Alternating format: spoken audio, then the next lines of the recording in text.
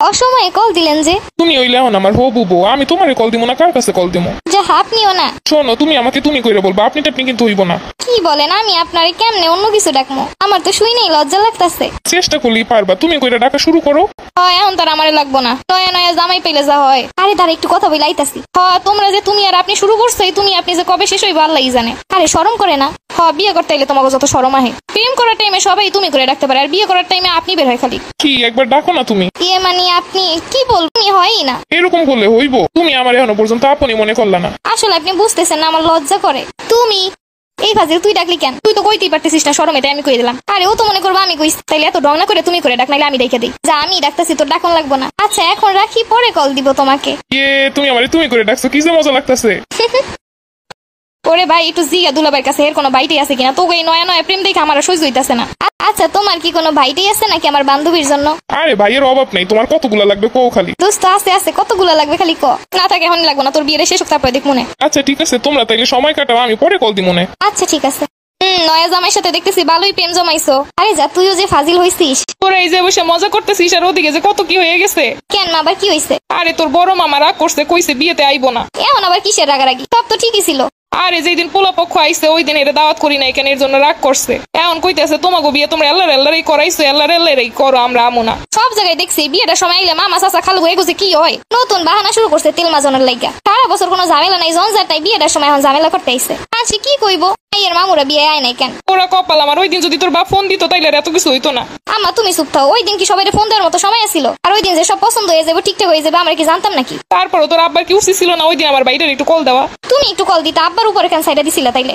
ভালোই লাগে না এত রাগারাগি। কি যে করবো এখন, ফোন দিতেছি ফোন আর ধরে না। এগুলো খালি খালি গেঞ্জাম না বিয়ের সময়, এরা ইচ্ছে করে এগুলো করে। এরও তো একটা মাইয়া আছে, বিয়ে দিবেন না, তখন আপনারাও যাইবেন না, দেখবেন না কেমন লাগে। দেখ আসলে আসুক, না আসলে না আসুক, এত তেল মাজার সময় নাই। আমার একটা মাত্র মায়ের বিয়ে, আমার বাইরে আইব না, এটা আমার কেমন লাগে। এইটা তো হেগো চিন্তা করা উচিত ছিল। আচ্ছা ঠিক আছে, আমি একবার ফোন দিব না সন্ধ্যাবেলা, দেখি ধরে কিনা। কেমন না লাগে কদি বান্ধবী, বিয়ের সময় এরকম করানোর দরকার ছিল? আরে বাদ দে, কত কাম এখনো বাকি আছে জানিস। ডেকোরেটরের লোকের ফোন দেওয়া লাগবো আমার, কিভাবে কি সাজাইবো তাও দেখাই দেওয়া লাগবে আমার। হলুদ অনুষ্ঠানে কি কি লাগবো সবকিছু লিস্ট করা লাগবো, সব বাজার করে আনানো লাগবো। একটা বড় বইনও নাই, একটা বড় ভাইও নাই যে এগুলোর দায়িত্ব নিব।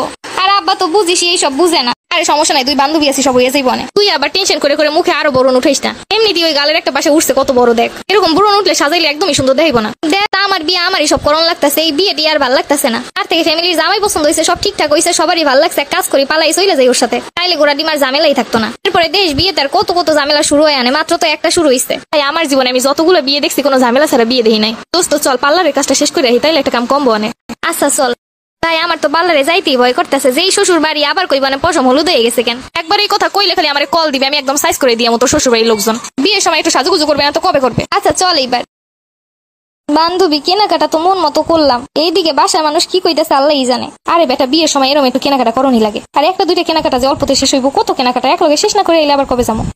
তো এখন আসার সময় হইছে নাকি? তোর আব্বা যেই চিল্লি কইরা গেছে। আম্মা কি করবো, কত কেনাকাটা কখন করবো? তাই বইলে সন্ধ্যার পরেও বাজারে থাকবি, তুই জানিস না তোর বাপ কিরম? আব্বা তো সবসময় এরম করে। মাইয়া মানুষ সন্ধ্যার পরে মার্কেটে থাকা কি ভালো জিনিস নাকি? তাইলে আব্বারই সব কেনাকাটা করে নিয়ে আসতে, আমি আর যাইতাম না। আন্টি বিয়ের সময় একটু এরম তো সময় লাগবেই। হলুদের কেনাকাটা তো আজকে শেষই করে ফেলাইছি। কেনাকাটা করবি ভালো কথা, কিন্তু দিন থাকতে তো করে আবি।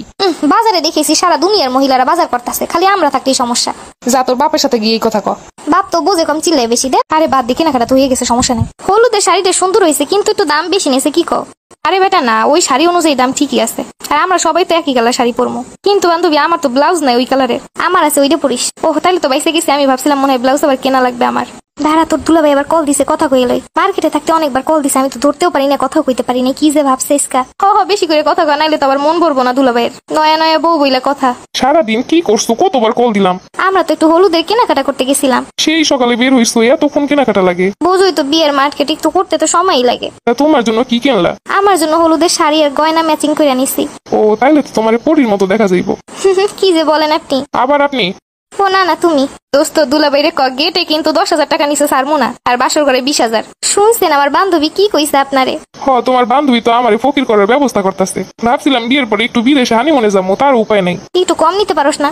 ওরে শয়তান, এতদিনের বন্ধুত্বটা এখন তুই তোর জামাইয়ের পক্ষ নিতাছিস। ভালাই এতদিনের সম্পর্ক ভুলে গিয়ে 2 দিনের জামাইয়ের একদম খুব ভালো পাইতাছো। এখন একদম জামাই টাকার উপরে দরদ বাইরে গেছে। আরে দোস্ত আমি তো মজা করে গেলাম, রাগস কেন? মজা করার যাই করো, আমি কিন্তু টাকা ওই 30,000 টাকাই নি। আচ্ছা নিস, পারলে আরো বেশি নিস, আমার সমস্যা নাই। এবার গেট ধরার বাসর ঘর ধরার জন্য অপেক্ষা করুন। বান্ধবীর বিয়েতে মজাই মজা।